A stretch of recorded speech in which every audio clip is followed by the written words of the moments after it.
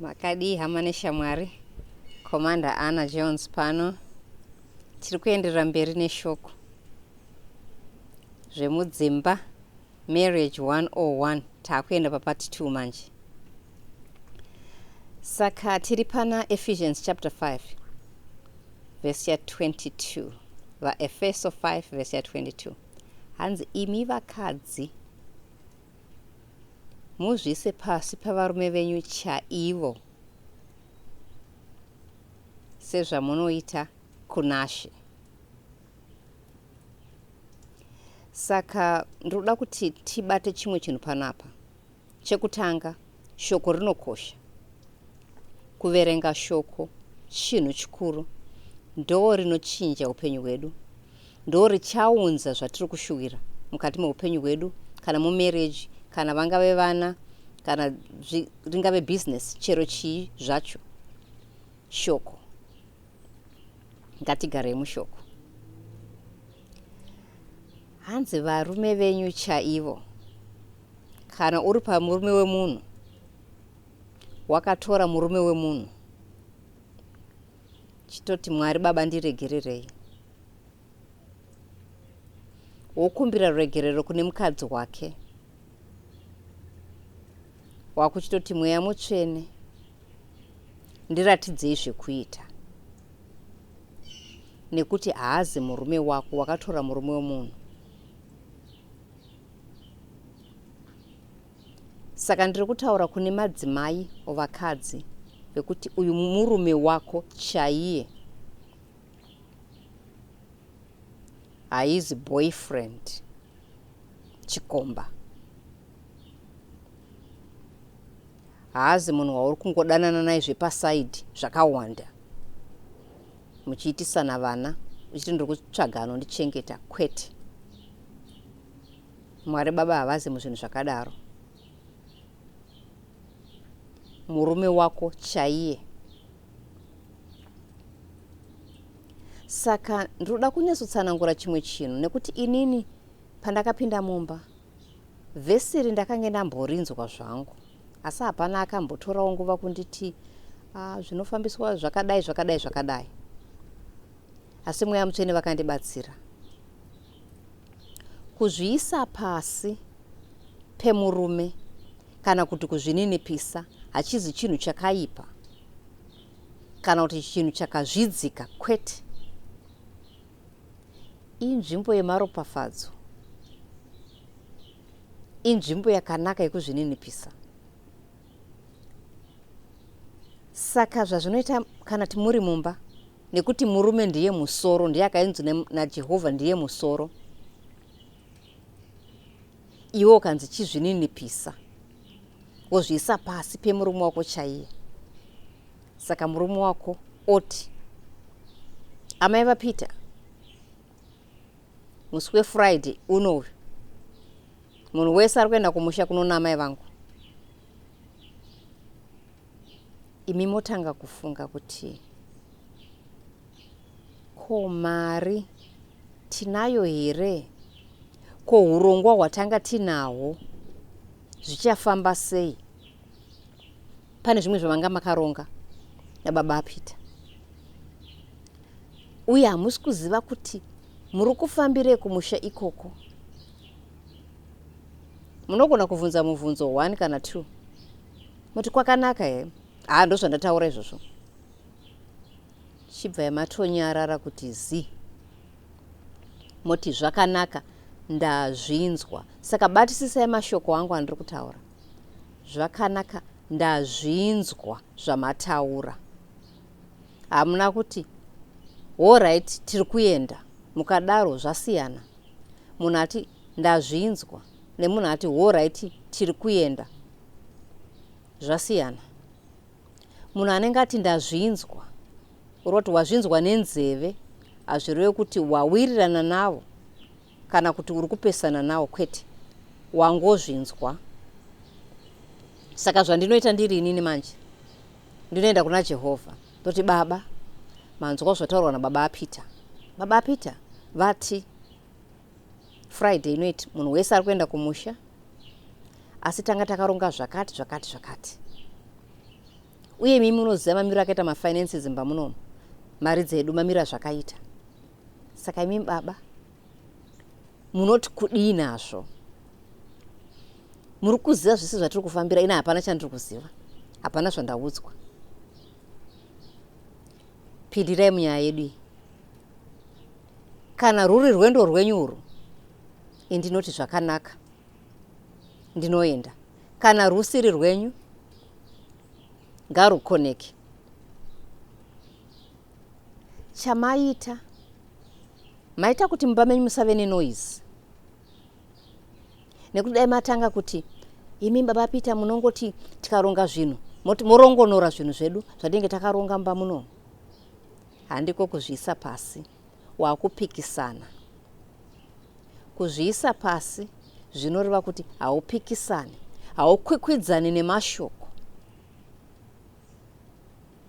Kana pane chinenge chichikunetsa chaunenge uchiona kuti ichi handisi kuchifarira, unoenda unotaura nababa vako vakakuisa panzvimbo iyoyo yekuzvininipisa, yekuzviisa pasi.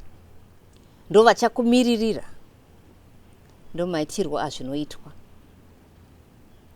Nekuti kukwikwidzana nemurume kunounza nyonga mumba.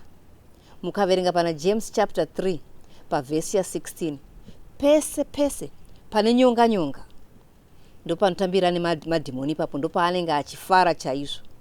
Hapana breakthrough inobuda. Saka hama dzangu, ndokukurudzirai imi madzimai, zviisei pasi pevarume venyu chaivo. Moona zvichaitwa naJehovha.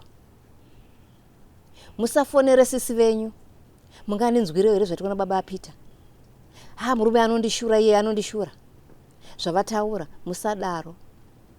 Tinotaura naIshe wamasimba ose, Jehovha, musiki wedenga nenyika, ivo vakatisika tiri vakadzi, vakatiti ngatizviise pasi pevarume vedu chaivo. Vakatendeka. Havana kuzviita muzvakaipa, muzvakanaka. Ini ndinoona kuti panzvimbo iyoyo semudzimai inzvimbo ine simba, nekuti havandinyadzise. Mirai ndikupewo semuenzaniso zvakaitika muupenyu hwangu. Takashanya, takaenda kuCalifornia muchato wemwana. Takanoita svondo tiri ikoko, tichigara muhotel. Mwana akachata zvakanaka. Baba vakatizvo, Mr. Jones vakati, ini ndoda kuenda kufishing yemuocean. Saka munobhadhara mari yakawanda. Isu tanga tafambira muchato. Tanga tabhadhara, taita zvemuchato nekugara muhotel, nemotikari yatanga tarenta kuairport, nekuenda ikoko, pane mari yakawanda yakanga yabuda. Saka ndaiona kuti zvavari kuda kuita zvefishing izvi, ndoziva zvangu kuti vanofarira fishing. Asi handiwo urongwa hwakanaka. Ndaiona kuti zvanga zvisina kumira zvakanaka kuti tiende kufishing. Nekuti kunodiwa mari yakawanda. Nekuti munenge maakupinzwa, munenge muchishandisa bhoti remunhu anenge achikuendesai kunzvimbo yacho yekuti munobata hove, iye achikubatsiraiwo. Zvinogona kuita kuma $1,000. Munoita muswere wese muri muocean. Saka ndakati alright, ndazvinzwa zvamataura. Ndichazokudzai zvandiri kufunga. Apa ndiri kuda mukana wekuti ndotaura naMwari Baba. Ndozvandaikaiti, ndosaka ndakadaro. Handina kutanga kuvati nhoroondo. Imi muri kuziva kuti takauya kunoko kumuchato wemwana. Mari yataspenda imari yakati. Hazvaimbobuda zvakanaka, hama dzangu, hazvaimbobuda zvakanaka. Kwete. Ndakaenda pamberi paBaba ndikati, Mwari Baba, zvinhu zvakamira zvakadai, munoziva zvatakavinga kunoko. Inini zvangu, musi wesvondo ndanga ndichida kutoenda kuri kuchechi. Ndozvandakaronga. Ndokumbira kuti mupindire munyaya iyi. Kuda kwenyu ngakuitwe, kwete kwangu, asi kuda kwenyu. Handi baba bata, kuda kwenyu Jehovha ngakuitwe. Kana rwendo urwu ruri rwenyu, ndinoti zvakanaka. Kana rusiri rwenyu, pindirai mupagadzirise. Pakaita ndofunga mazuva 2. Yanga yaSaturday manheru. Ndakazoti kuna baba Jones, ko handichambonzwa muchitaura nenyaya yekufishing zvafamba sei, zvakamira sei. Zvanzi ndakazoona kuti mari dzacho hadzisi kumboita, tinogona kuzodzoka imwe time. Ngatingorambai takangotarisana nezvatanga tinazvo zvatanga takaronga. Mari hazina kumira mushe. Takati okay, pakanaka. Mangwana isu tiri kuenda kuchechi. Handiti muri kuona hama dzangu. Dai ndakange ndati zvekufishing izvi hazvina kunaka nekuti mari haisi kukwana, mari hatina mari. Murume uyu anofarira fishing, hama dzangu. Murume uyu anofarira fishing, ndo hobby yake, ndo zvavanofarira chaizvo chaizvo chaizvo, zviri muropa ravo zvefishing. Hazvaimbofamba zvakanaka. Saka mukuzvininipisa uku zvinoda huchenjeri. Huchenjeri hunobva kupi? Tinopuwa naMweya Mutsvene vari matiri. Saka ngatigarei mudzimba dzedu nehuchenjeri. Ngatizvininipisei nehuchenjeri. Kana wawirirana nemurume wako vakataura chinhu ukati zvakanaka tichaita saizvozvo, haikona kuzoenda pamberi paMwari Baba wakuchinja nyaya yako iwe wakaudza murume wako kuti hongu, nekuti wakabvumirana navo. Ndakuratidzai maitirwo hazvo. Hongu, ndazvinzwa. Chimbondipai time ndimbofunga nezvazvo. Ndichazodzoka ndozokunyatsokuudzai kuti ndafunga zvipi. Kuwana mukana wekunamata uchitaura naJehovha kana kuvhunza Mweya Mutsvene. Ndine maexample akasiyana siyana pandakadaro. Pane pamwe pavaida kuti tiende kuholiday kune imwe nzvimbo. Ndikavhunza inini,